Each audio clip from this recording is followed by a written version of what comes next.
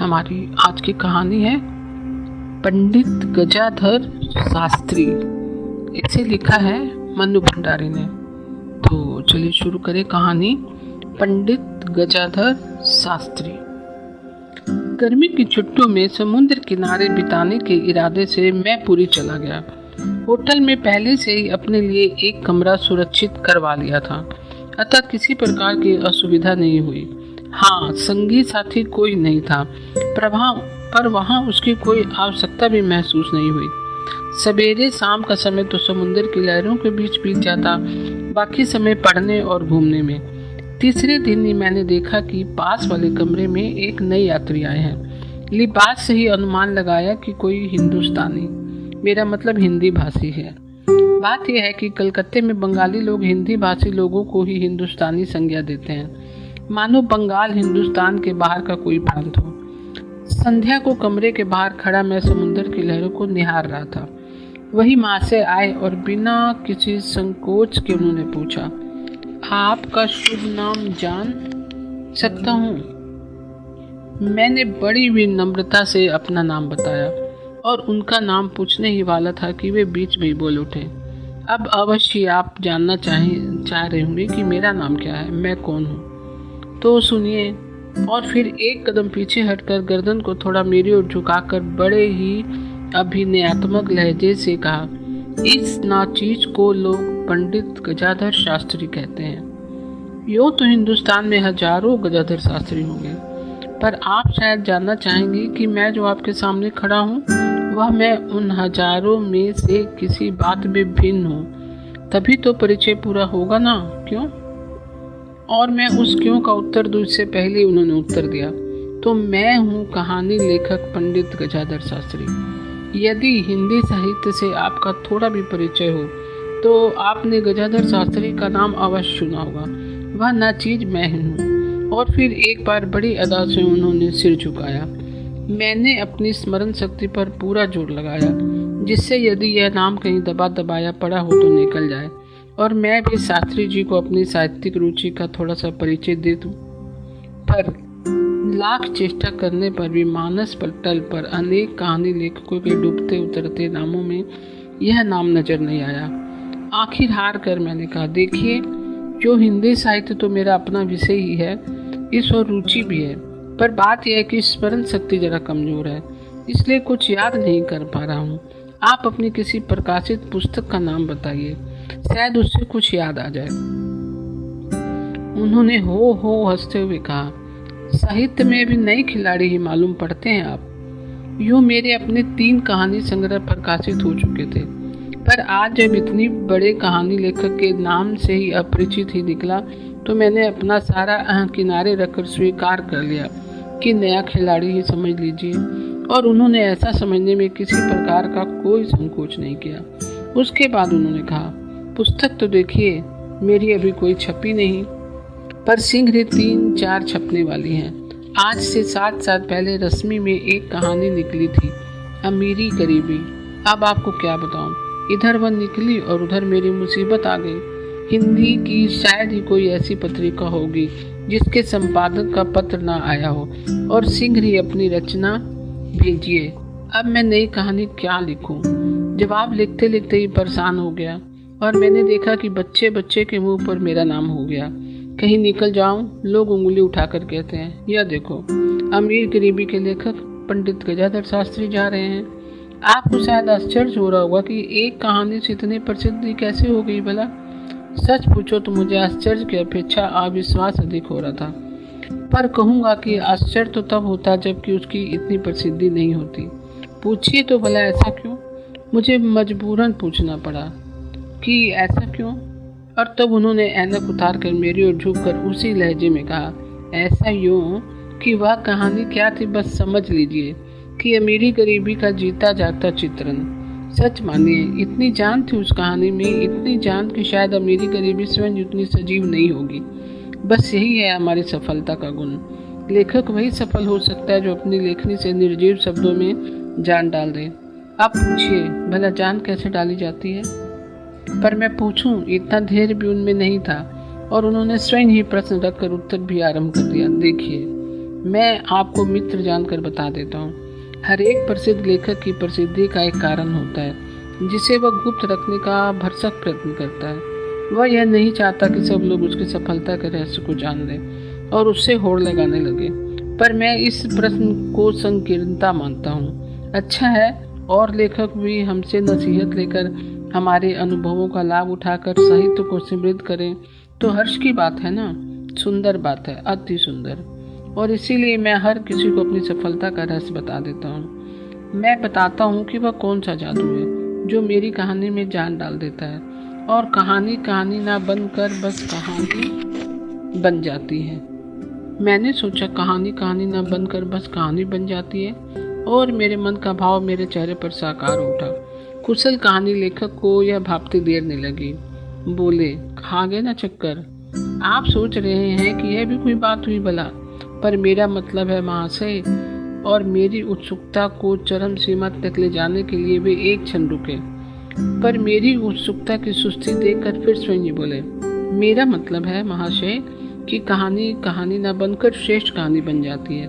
मैं उनके इस वाक्य के अनोखेपन को समझूं उससे पहले ही हो करके हंसते हुए कहने लगे, बताइए, है ना भाषा का चमत्कार। पढ़ने वाला एक बार तो यही समझे कि वाह वाह क्या बात कही है, लाख रुपए की, बस जवाब नहीं। पर मैं उनकी लाख रुपए की बात का मोल समझूं इतना समय देना भी उन्हें गवारा नहीं हुआ और वे टूटे हुए सूत्र को जोड़ते हुए बोले, हाँ तो मैं बता रहा था ना कि कैसे अपनी कहानियों में जान डाल देता हूँ। बस इसका एक ही रहस्य है और वह है साधना। साधना कीजिए और आप देखेंगे कि आपकी कलम में निर्जीव शब्द नहीं झर रहे, बस सजीव फड़कते हुए चित्र उतार रहे हैं।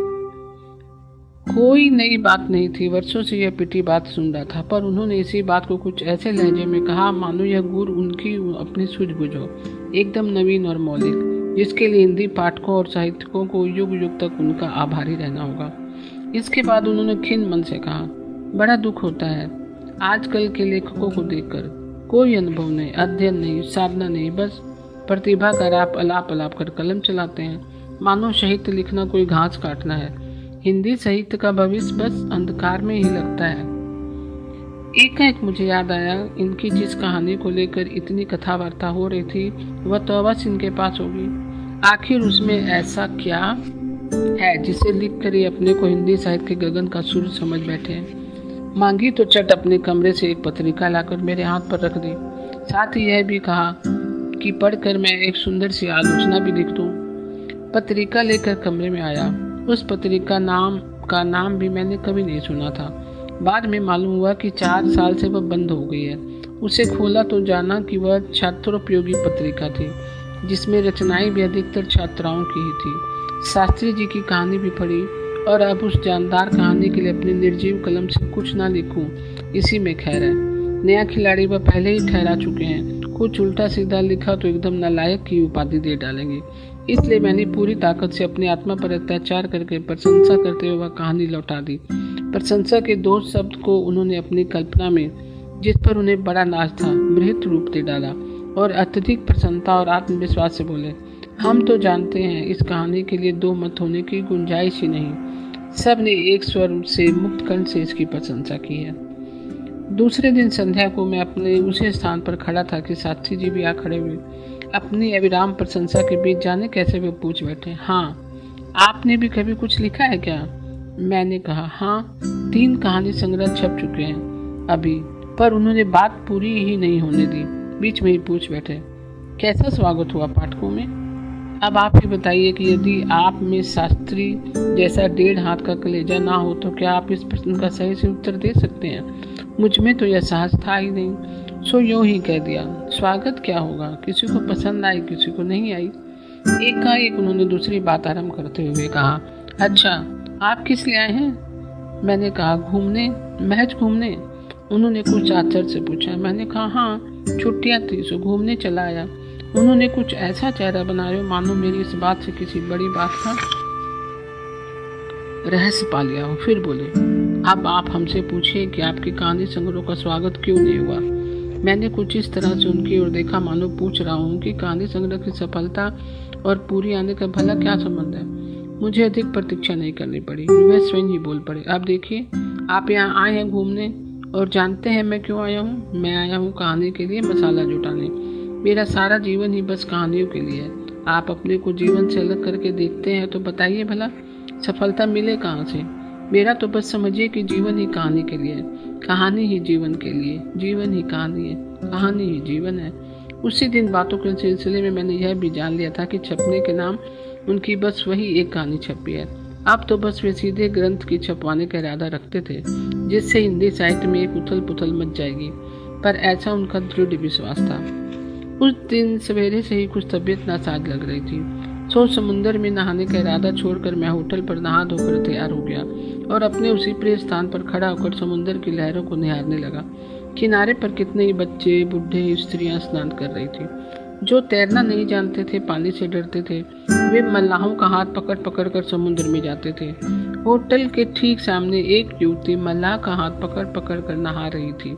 कपड़े भीग कर उसके शरीर से चिपट गए थे, पर उस ओर से नितांत बेखबर वह लहरों के बीच उछल उछल कर डुबकियां लगा रही थी। एकाएक मेरी नज़र शास्त्री जी पर पड़ी, जो मुझसे दूरी पर खड़े बड़े सतृष्ण नेत्रों से उसी दृश्य का रसास्वादन कर रहे थे। कुछ देर बाद मेरी ओर सरक कर पर दृष्टि उस ओर गड़ाए गड़ाए ही बोले, देखा आपने सामने का दृश्य?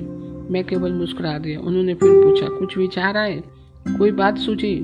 मैंने पूछा, बात? कैसी बात? उस ओर ही नजर गड़ाए उन्होंने कहा, अरे कहानी का प्लाट नहीं सूझा ना? बस यही तो फर्क है आप में और हम में। मैं कहता हूँ आँख खोल कर चलिए और देखिए कि पग पग पर कहानी के प्लाट बिखरे हुए हैं। बस देखने की दृष्टि चाहिए। अब उस युवती की मांझी के साथ नहाना, जो बात बहुत छोटी है पर हमारे लिए तो बहुत बड़ी है। अपनी कल्पना का सहारा लेकर अपनी छोटी बात को भी पूरी कहानी का प्लाट बना डाला। मैं एक तो शास्त्री जी की ओर देखता रह गया, पर उनकी दृष्टि उस युवती पर ऐसी गड़ी हुई थी कि हटने का नाम ही नहीं लेती थी। अब युवती अपना नहाना समाप्त करके वहाँ खुले में ही जैसे तैसे अपने वस्त्र बदलने की व्यवस्था कर रही थी, और शास्त्री जी की पेनी दृष्टि उस युवती की इस व्यवस्था की शिथिलता का जब तक लाभ उठा कर अपने को की कृतज्ञ कर रही थी।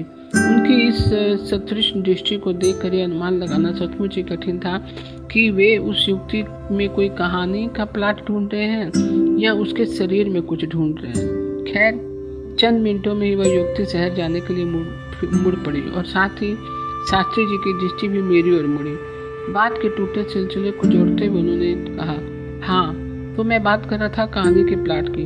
आपको शायद आश्चर्य हो रहा होगा कैसे महाशय ने जरा सी देर में उस छोटी सी घटना से कहानी का ढांचा तैयार कर लिया। पर महाशय अक्लमंद को इशारा ही काफी। इशारा तो वह मेरे सामने भी थी, पर वैसे सैकड़ों इशारे सवेरे शाम समुद्र पर रोज ही मौजूद रहते हैं। कुछ कहने की बात नहीं सूझी। सोचने लगा कि अपनी अकल पर अविश्वास करूं, तभी शास्त्री जी का स्वर सुनाई दिया, जानता हूँ इस समय आपके मन में मेरा प्लाट जानने की इच्छा उछाले खा रही है। हालांकि मेरे मन में ऐसी कोई इच्छा उछाले नहीं खा रही थी, पर जब उन्होंने कह ही दिया तो मैंने भी मान लिया और उनकी कहानी सुनने का कमर कसकर तैयार हो गया। देखिए, कोई दूसरा होता तो कभी अपनी कहानी का प्लाट नहीं बताता, कहीं आप ही लिख बैठे, पर मैंने तो बताया ना, मैं इससे संकीर्ण मनोवृत्ति समझता हूँ। पर इस बात और भी है, इसी प्लाट को लेकर आप भी लिखें, हम भी लिखें, पर दोनों साहित्य की हाट में पहुँचेंगे तो कुशल आलोचक बता देगा कि इसमें दूध कौन सा है और पानी कौन सा है, क्योंकि प्लाट ही तो सब कुछ नहीं, भाषा और शैली भी तो आखिर कोई चीज़ है। और फिर जैसा कि मैं पहले ही अर्ज कर चुका हूँ कि मैं तो अपने शब्दों को खून से सींचता हूँ, सो कहानी अपने आप ही कहानी बन जाती है। बस मेरे विचार, मेरी भावना, मेरा साहित्य, जिनके नाम पर मात्र एक कहानी और मेरा जीवन सब पर्यायवाची शब्द है। हाँ, तो प्लाट की बात मैं कर रहा था ना। एक युवक माझी, एक युवती, दोनों हाथ पकड़े हुए, दोनों कमसीन, इधर समुद्र की उठती हुई लहरें और उधर उठती जवानी, समुद्र का किनारा, प्रभात का सुहाना समय। बताइए, इस रोमानी वातावरण का क्या परिणाम हो सकता है? बस एक ही परिणाम हो सकता है, और फिर अपनी उसी अनोखी अदा से खूब झूम कर उन्होंने बताया, और वह है प्रेम। हाँ, तो दोनों में प्रेम हो गया। आप तो जानते ही हैं, प्रेम ऊंच नीच को नहीं देखता, जाति भेद को नहीं देखता, अमीरी गरीबी को नहीं देखता, वह तो बस अंधा है। आपको मालूम है अंग्रेजी के यहाँ प्रेम के देवता को अंधा माना गया है। क्या शानदार भावना है इसके पीछे। हाँ, तो दोनों प्रेम पास में बंध गए, पर प्रेम चाहे ऊंच नीच ना माने, समाज तो मानता है ना। सो उस प्रेम का अंत आप कीजिए वियोग में। वियोग चिरकालिक वियोग, प्रेम करके भी वे मिल नहीं पाते क्योंकि समाज उन्हें मिलने ही नहीं देता। और फिर आप समाज की सड़ी गली परंपराओं पर एक जोरदार कुठाराघात कीजिए, देखिए क्या बनती है कहानी। हाँ, अंत का भाषण जरा जोरदार होना चाहिए, मैंने झिझकते हुए कहा। पर भाषण आने से कहानी के रस में व्याघात नहीं पहुंचेगा। मेरे प्रश्न पर वह ऐसा कह लगाकर हंसे मानो मैंने कोई भारी बेवकूफ़ी की बात पूछ डाली हो। हंसी का आवेग जरा कम हुआ तो बोले, आपके इस प्रश्न से ही लग रहा है कि आप में साधना का अभाव है। अरे साहब, भाषा और शैली फिर किस मर्ज की दवा है भला। मैं नीरस से नीरस बात को भी ऐसे रख सकता हूँ कि पढ़ने वाले को कहना ही पड़े कि वाह वाह वाह वाह, क्या बात कही है, लाख रुपए की। बस जवाब नहीं। और मेरी ओर झुककर, आप भाषा की अमिधा व्यंजना और लक्षणा शक्ति के बारे में जानते हैं ना। इस और मैंने अपनी अरुचि प्रकट की तो बोले, अब देखिए आप ही मेरे लिए कहानी का एक प्लाट बन गए। मैं कहता हूँ ना कि आँख खोल कर चलिए तो पग पर कहानी प्लाट आपको मिल जाएगा। मैं एक बार अवाक रह गया। जब से मिला हूँ मुश्किल से एक दर्जन दबा के मैं बोला होगा, क्योंकि इससे अधिक अवसर उन्होंने मुझे कभी दिया ही नहीं। कभी किसी विषय पर मैंने अपने विचार प्रकट नहीं किए। मैं भला इनकी कहानी का प्लाट कैसे बन सकता हूँ। पर मैं कुछ पूछूं इससे पहले ही अपनी आदत के अनुसार उन्होंने बोलना शुरू कर दिया। देखिए, मैं जरा खरी बात करने का आदी हूँ, इसके बिना तो हम साहित्यिकों का गुजारा ही नहीं। इससे सत्य बोलने के चक्कर में कभी कभी बड़ी कीमतें भी अदा करनी पड़ती हैं, पर उससे क्या, अपना धर्म तो छोड़ नहीं देंगे ना। तो खरी का बात का बुरा मत मानिए। और बिना मेरी ओर किसी प्रकार का आश्वासन पाए उन्होंने खरी बात सुनाना प्रारंभ कर दिया। आपको मैं अपनी कहानियों में मुख्य पात्र का स्थान तो नहीं दे सकता, पर हाँ, गौण पात्र के रूप में अच्छा चित्रण कर सकता हूँ।